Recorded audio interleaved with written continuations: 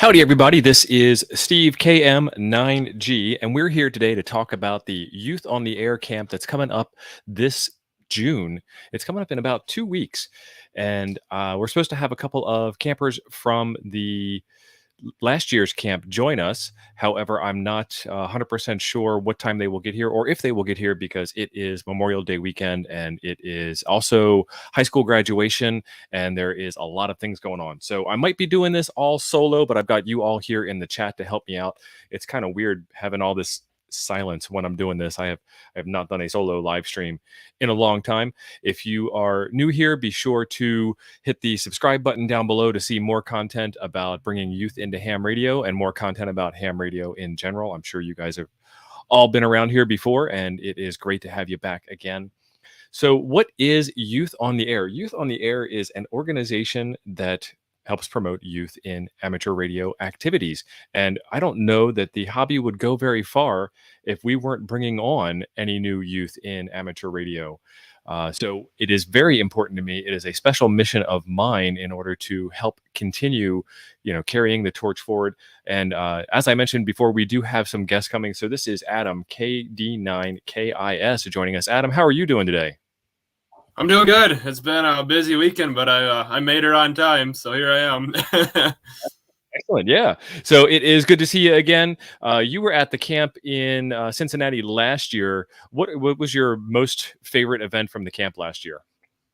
Ooh, that's a tough call right there. I mean, if I had to pick one thing that was my favorite, it was just probably meeting so many new people and new faces. Because going into it, like, I was excited, but I was nervous. I'm like, I had absolutely zero people going into this.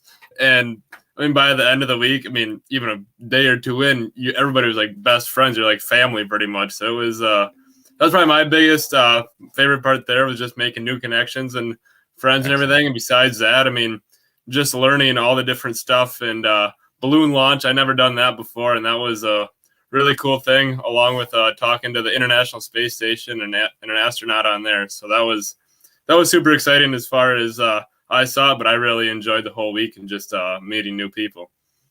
Yeah, for sure. And that was one of the things I wanted to bring up was it's one thing to be interested in ham radio. It's another thing to be in that youth category of age where not many people know what ham radio is. And now you take those two things and you add them together and you bring other youth that are interested. I'm going to use youth a lot when I say this because it's a really broad category. So let's put a definition on that real quick. I believe that the age frame in question here is like 10 to 25 is considered a youth on the air. So I'm just going to use that instead of saying kids because it's not very nice to call a 25-year-old a kid. They are. They were not fully developed till we're 25 anyways. Right, exactly. So when you showed up to the camp, I mean, you were immediately surrounded by people your own age as opposed to a bunch of grumpy old men. And that's got to be a different experience in the hobby, right? Yeah, it was definitely experience because, I mean, I'm in a club around here and stuff, and it's obviously older generation on the nets and stuff. And so going down there, it was, I mean, even when I got off the plane, me and another one, camper there, Michael, he just text me. He's like, hey, I don't know you either, but I'm gonna be arriving at the same time at the airport. Want to meet up? I'm like, sure. So him and I, we didn't talk very much actually for the rest of the camp very much. I mean, just ended up different groups, whatever. But no, it was just definitely a different experience of just the younger generation and just having a whole different atmosphere of ham radio, a whole different perspective, having the younger generation, a little different experience. For sure. We've got Sterling here. Sterling, you were kind of an ambassador to this whole thing. You were the early learning explorer. You went over, what was the country you visited to get this thing researched? Austria. How's the audio, by the way? You got me? You're a little low, but you're okay. A little low. Put it a little higher. How about that? Check, right. 1, 2. It's like you've done this before. Yep. All right. Yeah, I went to Austria, Wagrain, Austria, and it's like about 30 minutes or an hour outside of Salzburg, Vienna, a little bus ride, and it was amazing. So my life was changed, and I wasn't even a youngster. I guess I was 24, 25, 24, 23. Who knows? I'm 30 now, but my life has still changed from that experience, and that, to date, I think was the largest Yoda camp in 2016. There was like 120 people there, 120 campers, and then you had like 30 volunteers, chaperones, helpers, videographers, every experts and all this stuff. So it was super cool. And the whole reason why me and Sam Rose, KC2LRC, went there was, like you said, to be an ambassador of the IRAU Regional 2, which is the Americas, in order to kind of bring that back to our homeland. So that's what Youth on the Air is, in a nutshell. All right. And so one of the things that's a big benefit for the campers that are attending is that this only costs $100 to the campers. And the reason why this only costs $100 to the campers is because you can make a donation to make this happen. And I've got a link at the bottom of the screen scrolling across that says youthontheair.org/donate. And there are a couple of different ways to do it. One of them is GoFundMe, which I have on the screen right now. And there are a couple of other ways. If GoFundMe is not your ticket, I know how some people are with those kind of things. PayPal, Venmo, Benevity, you can make a check. And all of this goes to EARS. EARS, let me see if I can remember what that stands for. Wrong direction. Electronic applications. Electronic Radio Applications service. Radio Service, yeah. I pulled that out of the air there. There you go. And it is a registered nonprofit. So if you are in the U.S. and probably some other areas, you would be able to receive a tax deduction for that. So there's a couple of different ways you can support it. Michael Stoddard's asking a question, do youngsters need to be licensed? This is one of those weird gray areas.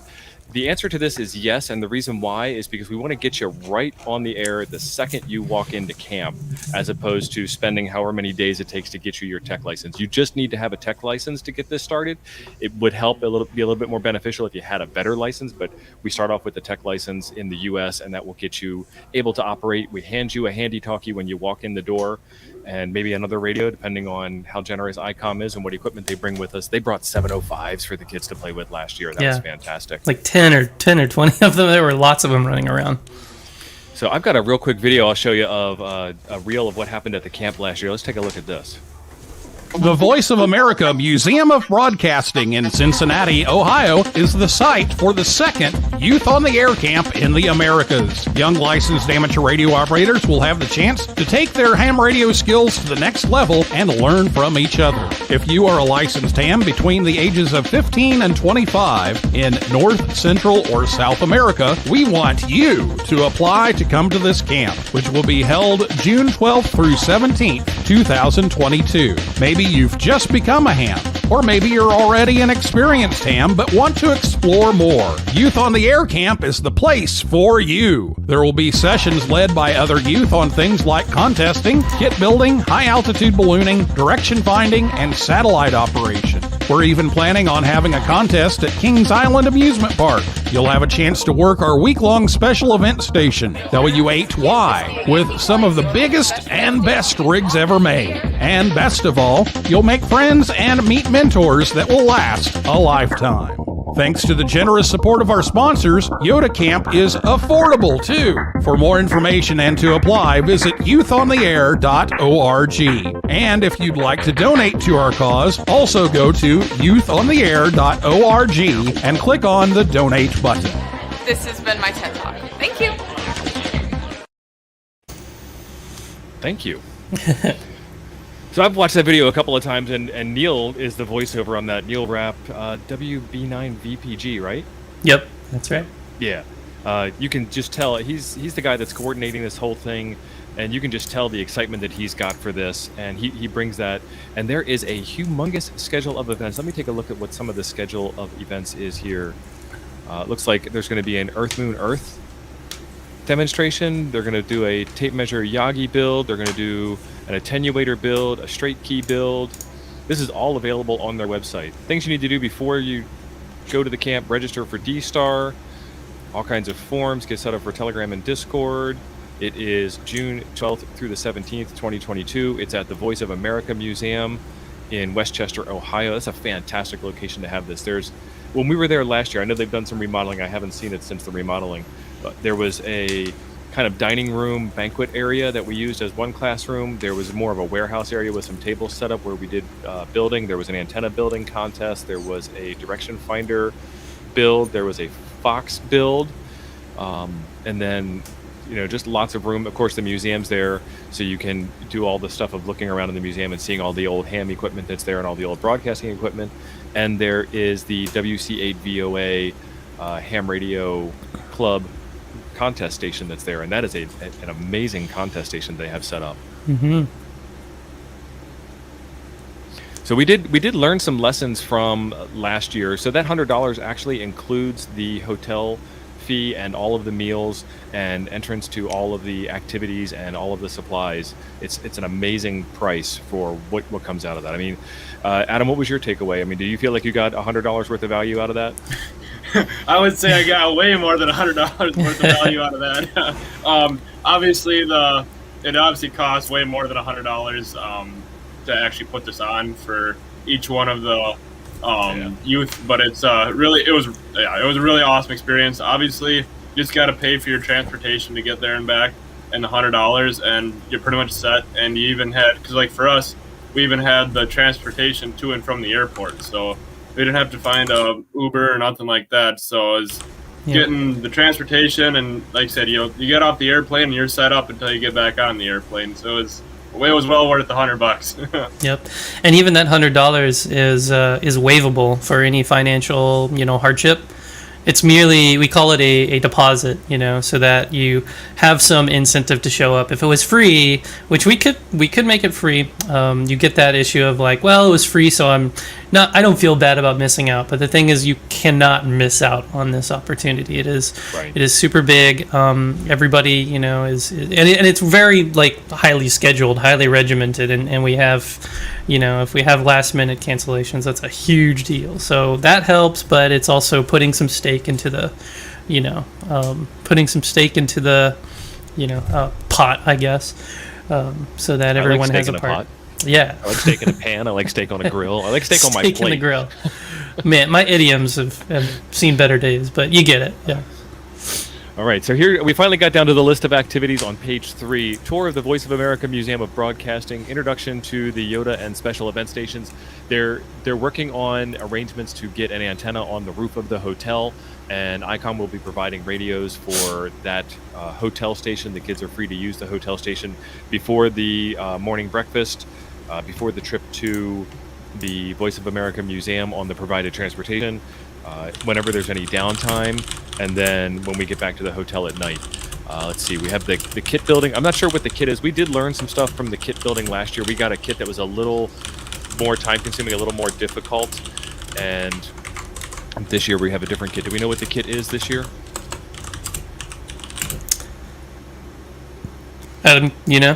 Sterling died. There's a couple things. I know there's a CW key. I think we have a CW key here. Last year we had the ARDF kit, which was pretty complicated, so we had a lot of failures, but I think this year we're going to have kind of a one-off thing. It ought to be, I think it's in the handbook, but I don't know why it's escaping my mind, because I'm not the kit builder guy. I think that's Sam's department. Sam's department, yeah. Sam and I think Taylor was planning on doing some of the so in a nutshell, like the campers are the ones running all of these workshops now for this year, so that's why I'm kind of out of it. That's actually really important to mention there, Sterling. Last year's campers are this year's camp counselors. They're the ones that are putting on the event. And last year we did have quite a few events. The balloon launch was put on by Jack McElroys. Tom, Yep. the McElroys. Yeah. Audrey couldn't make it because Audrey, I don't know, she had something that was more important, some type of scholarship. Those or something. School things and baseball. Yeah, she's got, because of her activities in ham radio, she's gotten quite a lot of scholarships to help pay for her college. I'm not sure 100% of the details, so I don't want to misspeak there. Okay. The contesting workshop, and then straight into the eyeball sprint. The eyeball sprint is actually not a radio sprint. It's an in-person, in-the-room sprint where you run around the room trying to gather very specific pieces of information, the contest exchange like we're used to, while the other people in the room are trying to make as much noise and distract you as humanly possible. And it's fun to watch, and it really it preps you for actually getting on the microphone. So instead of just having like your typical ham radio microphone fright plus your contesting fright. Now you're introducing QRM into it and adding that, plus you're trying to contest for points and impress all your friends. We take that and put it into this in the room, in voice, person-to-person environment to get you prepped for all of that and get you warmed up for all of that. And to see that in person is just amazing because it's a very noisy room and it's hard to concentrate, just like a contest is. And special event station. Go ahead, Adam. I was going to say that with the eyeball sprint, I thought that was really awesome last year as well because they did it right on the opening. So, like, you're in the room and stuff, introductions and stuff, and you're in a room of people you don't know, and they're pretty much starting to make you start to get to know people and goofing around. And just, people are kind of laughing, this and that, and you're starting to almost not forcing you, but you're getting to actually talk and meet the other youth that are around you to really start to engage and to learn or to meet new people. Yep, we call those icebreakers. Yeah, it sets the tone for the event too, because it's not just like, tell me what your favorite movie is and what your best camping experience is, and everybody's going around the room going, Top Gun, Star Wars, and then nobody remembers anything. You're really trying to like make that connection and get somebody's name on a piece of paper, and I forget what the other pieces of information were that were needed, while there's a bunch of extra background noise going on. And it's right on the first day, so that's a fantastic job set up by the organizers. Earth Moon Earth demonstration. They tried to do this last year. They had this amazing antenna set up right in the driveway, but we had already had the schedule planned out and didn't have time to pack it in. So I'm glad to see that they got this in. The moon wasn't in the right place. Itself, yeah. Yeah. It was in the We're moving the moon for this year, so it should be better. The antenna was larger than the car that I brought with me. Yeah. And huge. it was, I want to say it was what, 6 meters, 10 meters? I think it was a 2 meter and a 440. Oh wow, even higher. Yeah. Okay. D-Star Workshop, and last year they handed out some radios, including the 705s. I forget what the other one was, but the campers were able to send pictures back and forth over ham radio, and not through like SSTV. This is kind of like cell phone picture messaging style of pictures that you can send back and forth. And then on top of that, I believe this year for the handhelds for the D-Star, they're going to have the ID52s, which are the new handhelds, or at least that's what I heard, at least. Could be wrong, Sterling. Won't be surprised what they'll bring. So it was a surprise last year that they brought us the I forget the model number, but they're LTE like IP radios for the organizers and counselors to use. Those are really handy. The 705s were a surprise for everyone in 2020, but with the COVID delays and everything, we knew they were coming, but it was still super fun to have them. Yeah, so those LTE radios, you just did a whole bunch of buzzword bingo there, but they use the cellular network instead of, cellular is still radio, but instead of using like line of sight radio communication, it's a cellular style handheld push to talk radio that doesn't have a cell phone number. So you had that kind of range. You had an amazing range with those radios. Yep, exactly. You could say we could have used the ham radios, like our regular 2 meters, or we could have used our phones, but this was like a really convenient. They were really small. They lasted all day long on battery power. You could use them all over the place, didn't have to worry about a repeater, so it was just super handy. And they even had like a buzz, like a page function, so you hit a button and they go bzz, and you could not have to have them at full volume while you're on a roller coaster. Right. Speaking of roller coasters, you guys went to the amusement park. How was that? That was awesome. That was really awesome, and definitely a lot of memories made there. And I heard, so we're going back there again this year, and I guess the park made some different improvements or changes to rides, so it'll even be different than last year as well.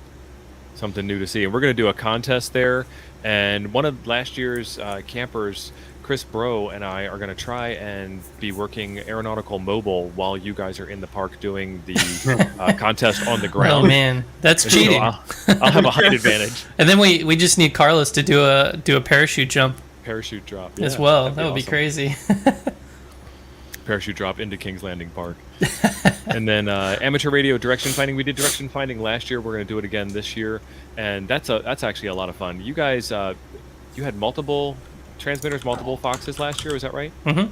Yeah, it was what do you call it? An orienteering kind of hunt. So it wasn't like a hidden transmitter where you go one transmitter and you find it. There were 5 kind of dotted around, and you were timed to get from point to point.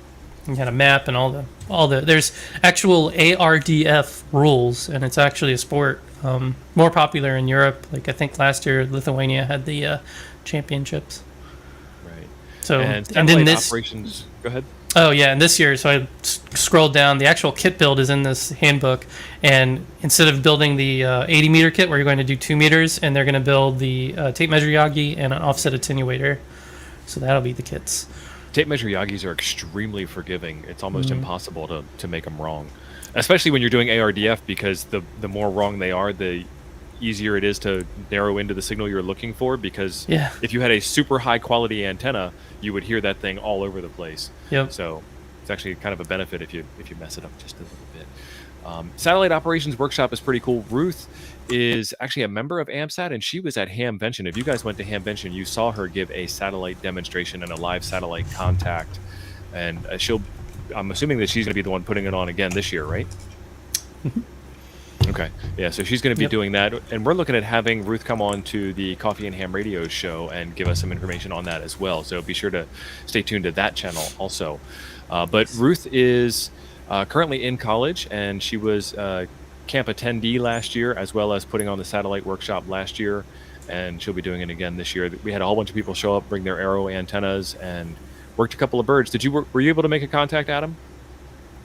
With the satellite. Yeah. Deal? I did get to make 1 or 2 contacts, and I didn't allow the satellite there, but I was super intrigued about it because I'd never done anything like that before.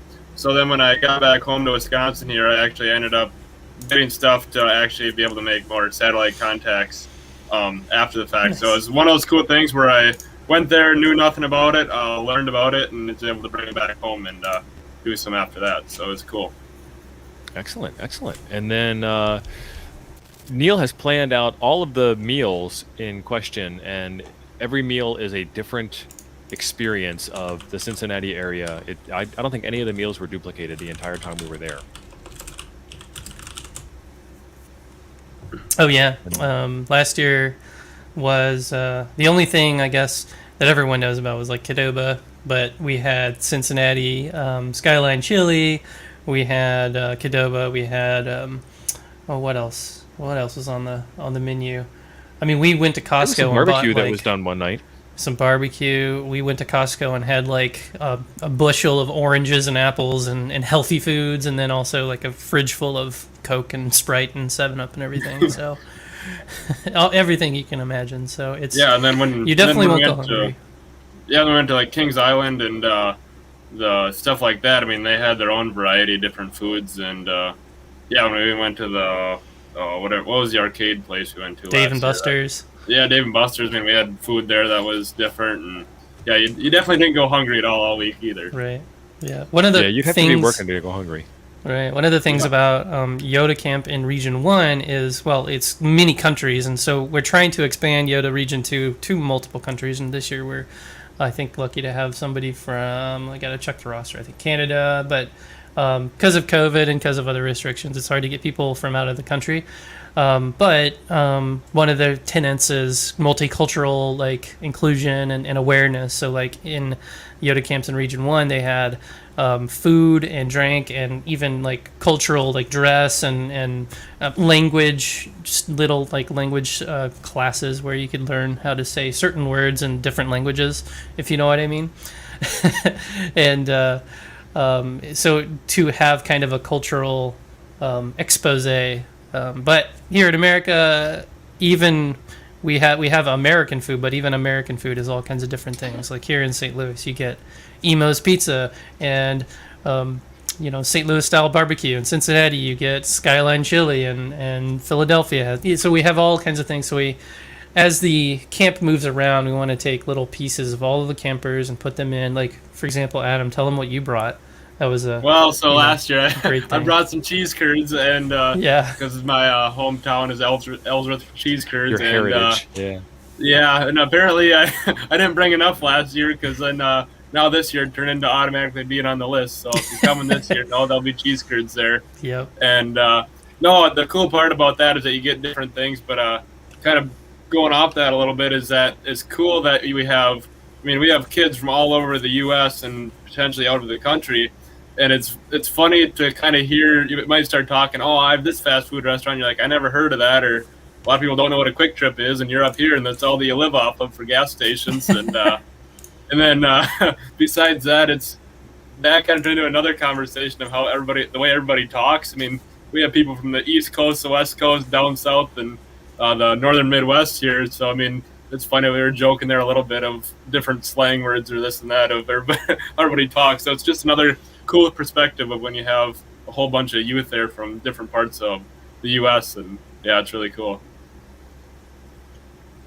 Yeah, so this ADHD life is saying that he misses Quick Trip, Q-U-I-K trip, and Adam is talking about Quick Trip, K-W-I-K trip. So there's even that part of it where there's two different Quick Trips depending on what kind of the country you're in. Yeah, no, that it's funny, and then yeah, if you get down to like Iowa and stuff, then it turns into a quick star. So, yeah, no, it's just funny to see how big they are around here, and then everywhere else they're like obsolete. So we've got scheduled a main event with dinner, bowling, arcade games, and other activities such as laser tag, rock climbing, billiards, mini golf. That looks like that's going to replace Dave & Buster's this year.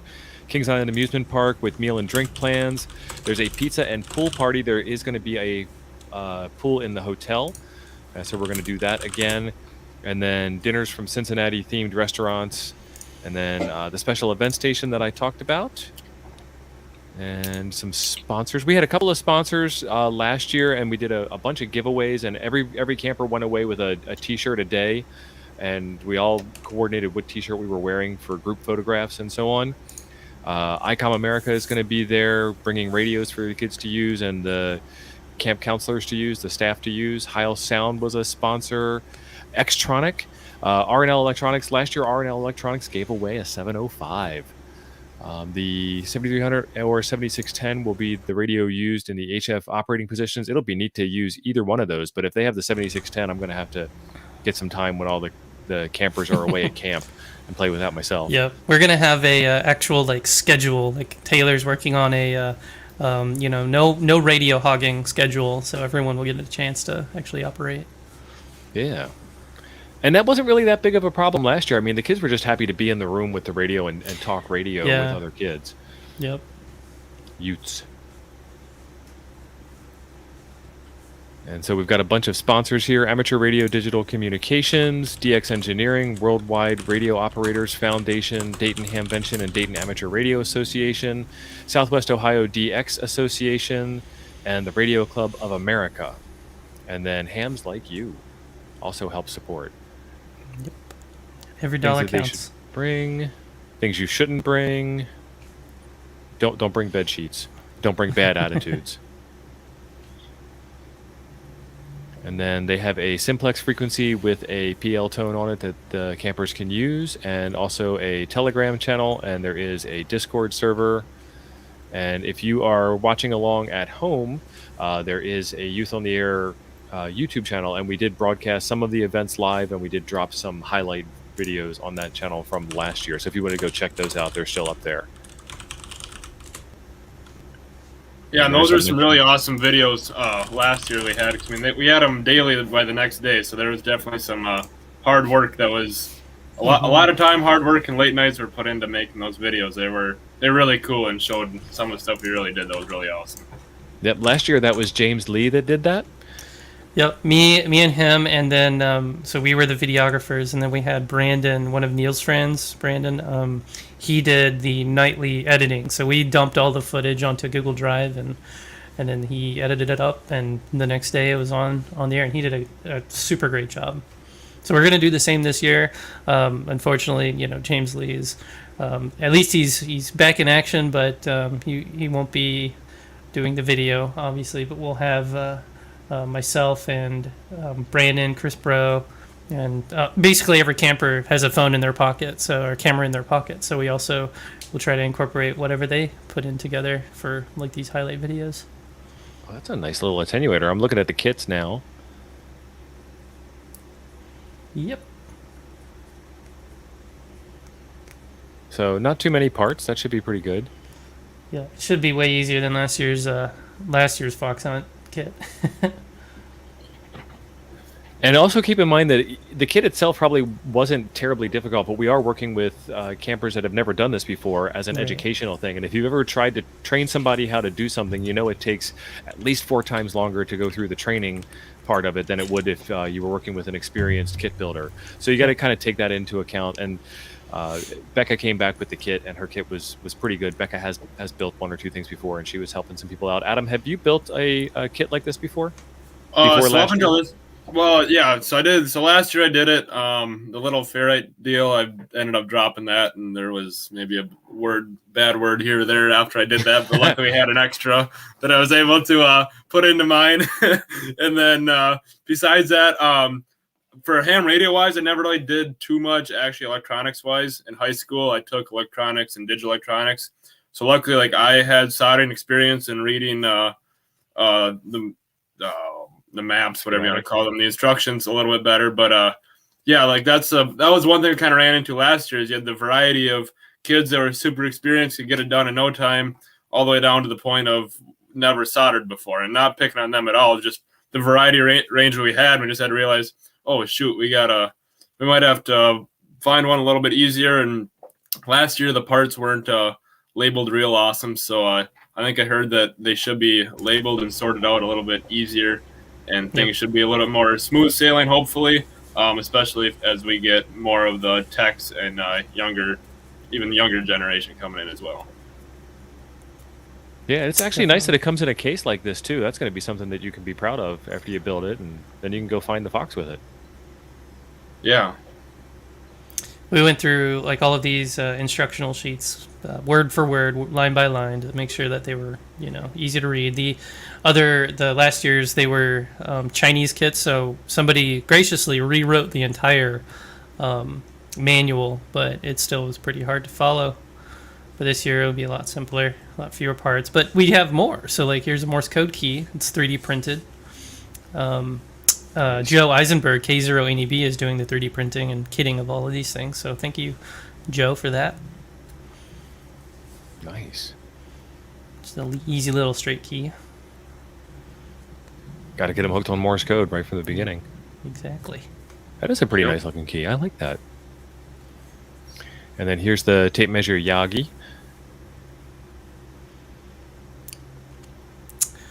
The classic. And I'm So we have actually a couple minutes left. Go ahead, Adam. I'm actually excited to see people build the tape measure Yagi, because I've always wanted to build one, and I've never actually looked into it or really built one. So I'm excited to see the campers build that and see how that goes. And Rob in the chat's asking if Yoda will be at the Voice of America for a few years. Yoda's kind of been our home base for this, and we are soliciting for camp hosts for next year. And if somebody steps forward and has all the facilities that we need, great, we will try, because we're trying to do all of Region 2, which is North and South America. And having it in Cincinnati, it makes it really easy for U.S. citizens to go to. And we'd like to make sure that we open it up to all of Region 2. But, you have to start somewhere and continue to make improvements, and that's what we're doing. So, yep, yeah, exactly. If you know somebody that has the facilities, then we do have somebody who is coordinating that, one of last year's campers. Yeah, it's actually, if you find out, talk to whoever, and we have more information, proposal, whatever, it's actually, I'm the person that's kind of taking care of that. So Adam at youthontheair.org. You can send me an email, and again, that's Adam at youthontheair.org. I think you can even find that on the website, and we can hopefully get more information to you, and we can see if something can be different for next year. Yeah. Right. So kind of the basis of that was in Region 1, because they have IRU is member societies. Member societies are like ARRL, FMRE, basically the radio club of the country. And their member societies will actually bid for kind of like the Olympics. They'll bid, or WRTC, World Radio Sport Team Championship. They'll bid for the whole thing. They'll give you we'll put out a solicitation. We'll get a package back, and we'll rack and stack and see, who has the best proposal, and we'll put the Yoda camp there. And they're in charge of, funding it in part, but mostly executing it, finding the venues, dealing with the insurance, Thank you, and all Liberty the Kate. hard stuff. So, yeah. I will make sure that makes its way over to the Yoda campers, and I will match it. Nice. Wow, thank you. Thanks. That's awesome. I'm actually going to send another donation in addition to that, like I did last year, but we haven't gotten that far yet. Yeah, so this is all squared away. If you guys have any questions, yodaregion2.org. And we're in the middle of the YouTubers Hamfest as we're recording this. If you see this later on, there is a link in the top of the chat to see the playlist of all the videos that came for the Memorial Day 2022 YouTubers Hamfest. Sandy's asking real quick, how much is this camp? It's $100 for attendees. And then if you'd like to make a donation above that, we'd be happy to help put it towards making the camp more and more awesome every time. Yep. With that being said, thank you all for watching. And Adam and Sterling, thank you for joining and helping us talk about this. And we will see you down the log. Thank Thank you. you. Thank you for having us. 7 3s.